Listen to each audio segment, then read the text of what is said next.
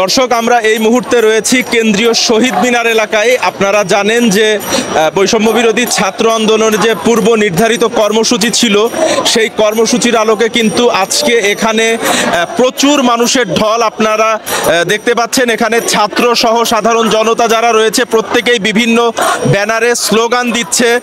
তাদের বিভিন্ন যে দাবিগুলো রয়েছে সেই দাবিগুলো নিয়ে তারা একত্রিত হয়েছেন কেন্দ্রীয় শহীদ মিনারে। এবং আমরা কিন্তু এখানে দেখেছি যে সাধারণ মানুষজনও কিন্তু এখানে ছাত্রদের সাথে একাত্মতা ঘোষণা করতে রাস্তায় নেমে এসেছেন। অনেককে আমরা দেখেছি যে পরিবার নিয়ে অনেকে এই আন্দোলনে সামিল হয়েছেন এবং তাদের ছাত্ররা এখানে আপনারা দেখতে পাচ্ছেন যে বিভিন্ন স্লোগান দিচ্ছে। তাদের যে দাবি সেই দাবি পূরণ না হওয়া পর্যন্ত কিন্তু তারা রাজপথ ছাড়বেন না, এমনটা জানিয়েছেন।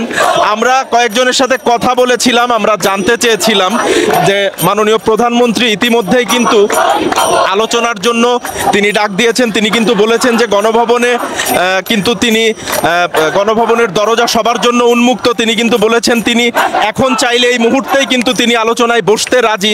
এটা নিয়ে আমরা প্রশ্ন করেছিলাম, তো তাদের উত্তরটা ছিল যে একদিকে আমাদের ভাইদের উপরে গুলি চালানো হচ্ছে, তাদেরকে গুলি করে মারা হচ্ছে, এবং অন্যদিকে মাননীয় প্রধানমন্ত্রী আমাদেরকে আলোচনার জন্য ডাকছেন। তো এই পরিস্থিতি স্বাভাবিক না হওয়া পর্যন্ত বা আলোচনার একটা পরিবেশ তৈরি না হওয়া পর্যন্ত তারা কোনো ধরনের কোনো আলোচনায় বসতে রাজি নয় বলেও তারা আমাদেরকে জানিয়েছেন। আমরা যদি একটু দেখি, আপনাদেরকে দেখাই যে সাধারণ কিছু মানুষও এখানে একত্রিত হয়েছেন। আমরা যদি একটু কথা বলি, সুনাগরিকের প্রতিটা মানুষের উচিত এই আন্দোলনে অংশগ্রহণ করা, নিজের বেবিদের জন্য, নিজের বেবিদের ফিউচারের জন্য হলেও উচিত। এটা ছাত্রদের যে দাবি, এই দাবির সাথে তো একাত্মতা প্রকাশ অবশ্যই 100%। এটা কোনো বিকল্প নাই। আপনি যে বাচ্চা নিয়ে এখানে এসেছেন, মানে আপনি কি সিকিউর ফিল করছেন এখন? অবশ্যই ভাই, অবশ্যই। যারা স্টুডেন্টরাই একমাত্র দেশে সিকিউরিটি দিতে পারে, আদারওয়াইজ কেউ না। এরাই পারে দেশটাকে সুন্দর একটা পজিশনে নিতে এবং সিকিউরিটি দিতে পারে, একমাত্র স্টুডেন্ট। আদারওয়াইজ কেউ পারবে না। এরাই দেশের ভবিষ্যৎ, এরাই সব কিছু করতে পারে।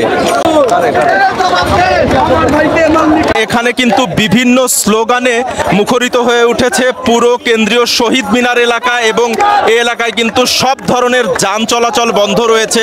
সাধারণ মানুষ এবং যারা ছাত্রছাত্রী রয়েছেন, আমরা অনেককেই দেখেছি এই বৃষ্টি উপেক্ষা কিন্তু তারা পায়ে হেঁটে, রিক্সা যোগে, অনেকে সাইকেল যোগে, কেউ বা মোটর সাইকেল যোগে এসে এই সমাবেশে যোগ দিচ্ছেন এবং সবাই কিন্তু ছাত্রদের দাবির সাথে একাত্মতা প্রকাশ করেছেন।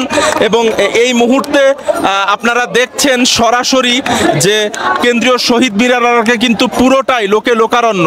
আমরা পুরা ঢাকা বিশ্ববিদ্যালয় এরিয়া ঘুরে যতটুকু আমরা দেখেছি যে এখনো পর্যন্ত কিন্তু বিভিন্ন মানুষ আসছেন, দলে দলে যোগ দিচ্ছেন।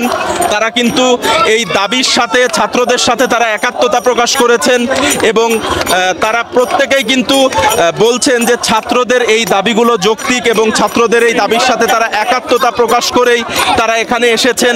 তারা অনেকে পরিবার নিয়ে এখানে এসেছেন, তারা এই দাবির সাথে একাত্মতা জানিয়ে এখানে এসেছেন। এবং সর্বোপরি আমরা নাট্য অভিনেতা থেকে শুরু করে সাধারণ মানুষ অনেকের সাথে এখানে কথা বলার চেষ্টা করেছি, যাদের সাথে তারা অনেককেই আমাদেরকে জানিয়েছেন যে এই প্রধানমন্ত্রী যে আলোচনার জন্য যে আহ্বান জানিয়েছেন, যে উদাত্ত আহ্বান জানিয়েছেন ছাত্রদেরকে, এই প্রধানমন্ত্রী আলোচনার জন্য যে আহ্বান জানিয়েছেন, এই পরিবেশ সৃষ্টি না হওয়া পর্যন্ত তারা কিন্তু এই আন্দোলন চালিয়ে যাবেন এবং এই রাজপথে তারা অবস্থান করবেন। দর্শক, এই ছিল কেন্দ্রীয় শহীদ মিনার এলাকা থেকে আমার কাছে সর্বশেষ পরিস্থিতি। আমাদের অন্য একজন সহকর্মী রুহান রয়েছেন কেন্দ্রীয় শহীদ মিনার এলাকাতেই। আমরা এখন সেখানে চলে যাব রুহানের কাছে সর্বশেষ কি আপডেট রয়েছে সেটি দেখার জন্য।